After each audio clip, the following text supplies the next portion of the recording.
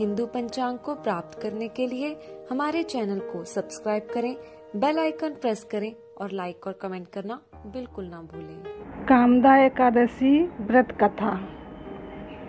युधिष्ठिर ने पूछा, वासुदेव आपको नमस्कार है, कृपया आप यह बताइए कि चैत्र शुक्ल पक्ष में किस नाम की एकादशी होती है।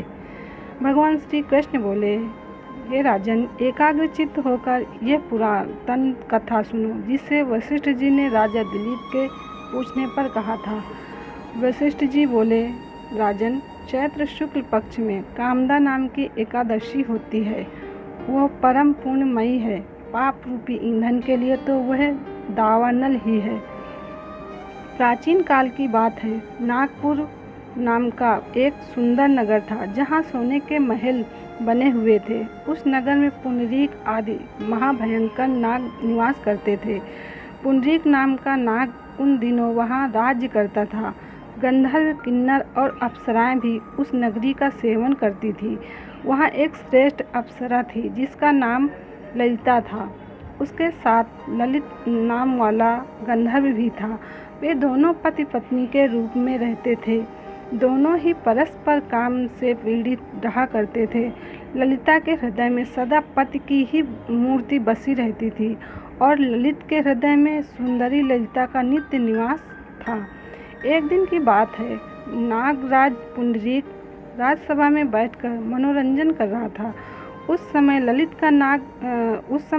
का गान हो रहा था, किंतु उसके साथ उसकी प्यारी ललिता नहीं थी। गाते गाते उसे ललिता का स्मरण हो आया, अतः उसके पैरों की गति रुक गई और जीभ लड़खड़ाने लगी। नागों में श्रेष्ठ कर्कोटक को ललित के मन का संताप ज्ञात हो गया, अतः उसने राजा पुंडरीक को उसके पैरों की गति रुकने और गान में त्रुटि होने की बात बता दी।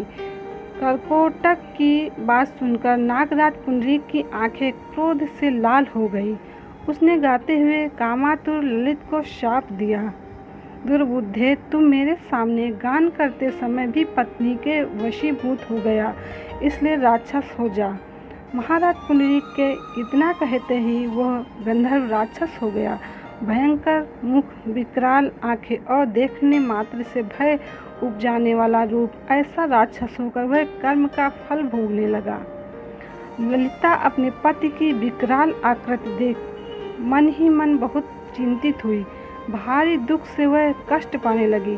सोचने लगी, क्या करूं, कहाँ जाऊं, मेरे पति पाप से कष्ट पा रहे हैं। वह रोती हुई घने जंगलों में पति के पीछे पीछे घूमने लगी। वन में उसे एक सुंदर आश्रम दिखाई दिया जहाँ एक मुनि शांत बैठे हुए थे। किसी भी प्राणी के साथ उनका बैर विरोध नहीं था। ललिता शीघ्रता के साथ वहां गई और मुनि को प्रणाम करके उनके सामने खड़ी हुई। मुनि बड़े दयालु थे। उस दुखनी को देखकर वे इस प्रकार बोले, शुभे, तुम कौन हो, कहाँ से यहाँ आई हो, मेरे सामने सच सच बताओ।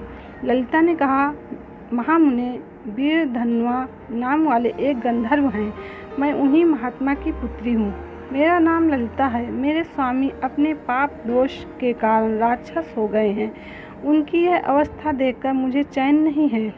ब्राह्मण, इस समय मेरा जो कर्तव्य हो वो बताइए।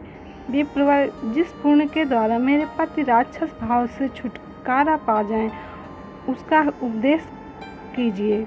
ऋषि बोले, भद्रे, इस समय चैत्र मास के शुक्ल पक्ष की कामदा नामक एकादशी तिथि है, जो सब पापों को हरने वाली और उत्तम है। तुम उसी का विधि पूर्वक व्रत करो और इस व्रत का जो पुण्य हो उसे अपने स्वामी को दे डालो।